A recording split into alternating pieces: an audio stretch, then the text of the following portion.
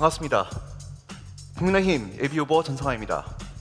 오늘은 우리 부산이 어떻게 발전해야지 4차 산업의 선도도시가 될 수 있을지 알려드리겠습니다.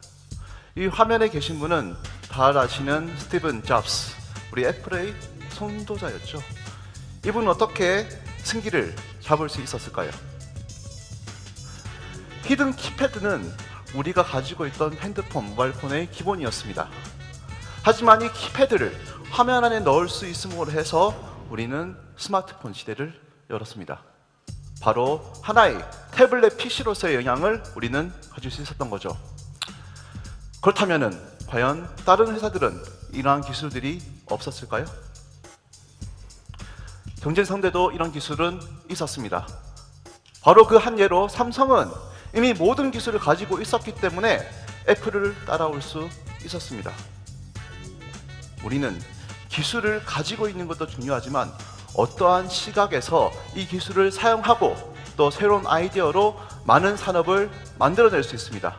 스마트폰은 애플의 앱스토어, 구글의 플레이스토어, 그로 인해서 다양한 산업들이 만들어졌고 또 우리는 그 산업을 향유하고 있습니다. 우리 부산은 도대체 어떤 시각으로 바라봐야지 미래를 볼 수 있겠습니까? 새로운 시각을 보기 위해서 우리는 다양한 생각을 해야 됩니다. 무엇이 우리 부산을 바꿀 수 있을 것인가? 그것에 대한 새로운 시각은 무엇인가? 바로 그 해답은 데이터시티에 있습니다. 데이터라는 것은 어떻게 보면 4차 산업의 가장 기본적인 겁니다. 2차 산업의 석유, 3차 산업의 IT와 네트워크 같은 역할을 할 수 있는 것이 바로 데이터입니다. 데이터가 있어야지 인공지능을 만들 수 있고 빅데이터를 할 수 있고 다양한 산업을 만들어낼 수 있습니다. 그 데이터가 가치가 있어야 됩니다. 그리고 우리는 이 데이터를 통해서 많은 산업을 만들어낼 것입니다. 거기에 대한 몇 가지 아이디어만 오늘 설명드리겠습니다. 먼저 핀테크 경제 환원 시스템. 민간 산업은 가지고 있는 그러한 역량 속에서 자신의 핀테크 시스템 만들 수 있습니다. 대기업과 프랜차이즈의 중심이 되겠죠.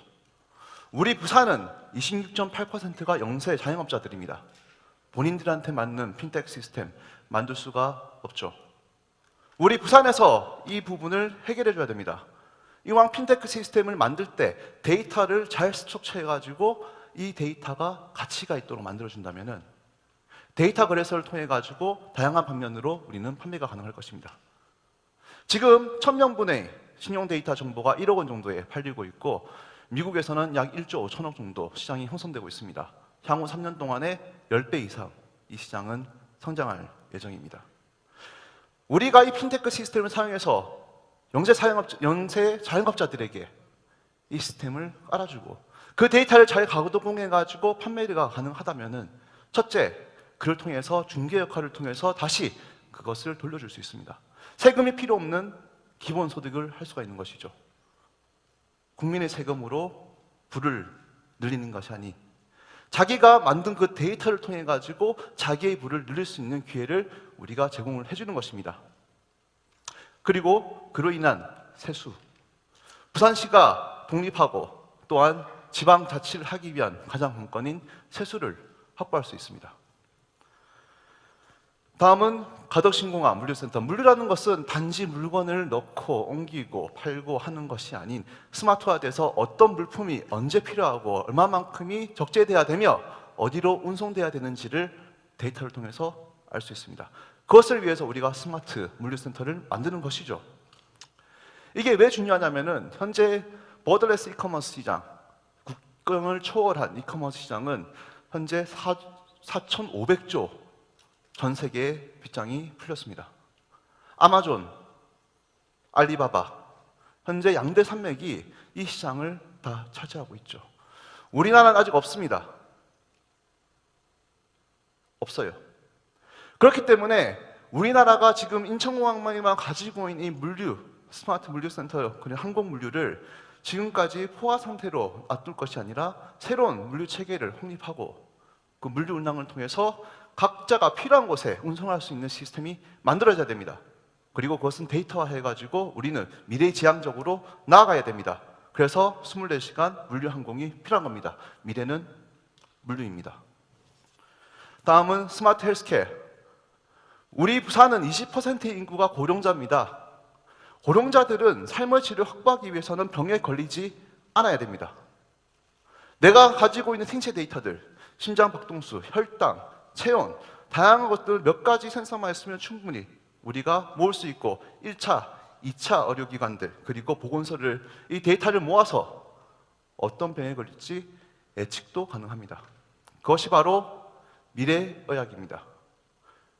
어르신들이 병에 걸리지 않게 하는 것, 그것은 삶의 질을 높일 뿐만 아니라 다양한 부가적인 효과가 있습니다. 젊은이들의 짐을 덜어줄 것이고, 이 데이터를 충분히 가공해서 팔 수 있게 되면 연금과 함께 그분들이 경제활동을 할 수 있게 됩니다. 그것이 바로 미래에 우리가 봐야 될 미래의학의 기본이고 또 전 세계의 모든 학자들이 얘기하고 있는 미래의학입니다. 스마트 도치 안전 시스템, 탐지, 방지 모든 시스템들은 미리 예방이 돼야 될 것이고 그것을 통해서 우리는 범죄라든지 인적 손실을 막을 수가 있습니다. 모든 것은 바로 데이터를 통해서 스마트하게 구축할 수 있습니다. 대학원, 우리는 지금 많은 부분에서 모자랍니다. 무엇이 모자라냐? 배울 수 있는 공간들. 스탠포드, 옥스퍼드, 하버드, MIT 세계 최고의 연구진을 5년 동안 우리 부산에 유치하여서 연구팀을 만들고 연구시설을 개설하고 학과 과정을 만들고 젊은 교수들을 부산에 데리고 와서 세팅하고 그러면 자연적으로 대학학과를 만들 수가 있게 됩니다. 그것이 바로 우리가 지향해야 됩니다. 문화, 체력 관광. 외국인들이 오면은 말이 안 통해요. 말을 통하게 하고 난 다음에 모든 것을 할 수 있게 하는 것, 그것을 통해서 문화적으로, 관광적으로 우리는 발전이 돼야 될 것입니다. 여러 가지 정책들이 있습니다. 넘어가고 우리가 다 함께 할 수 있는 것들,